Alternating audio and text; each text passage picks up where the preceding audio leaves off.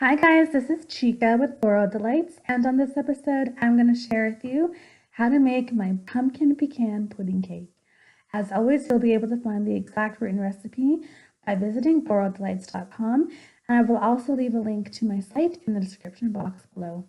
So I have here in my bowl some flour, salt, baking powder, and pumpkin pie spice. I'm going to stir those ingredients together, and then I'm going to add in my sugar and stir that in.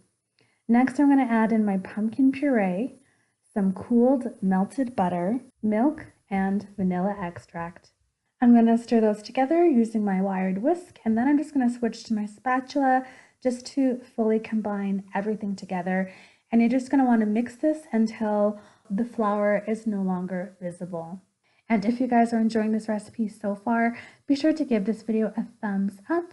And as well, click that subscribe button so that you do not miss out on any upcoming videos. I'm going to place my batter into a greased baking dish and smooth it out evenly. So in my bowl here, I have some brown sugar and granulated sugar, and I added a little bit of salt. I'm going to stir these together and then sprinkle this mixture over top of my cake layer. Next, I'm going to add some chopped pecans, and then I'm going to pour over top of this some hot water.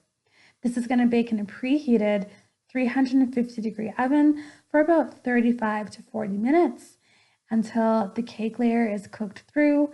And once this comes out of the oven, you're going to want to let it sit for about 5 minutes, and then you can serve this up. This pumpkin pecan pudding cake is so delicious.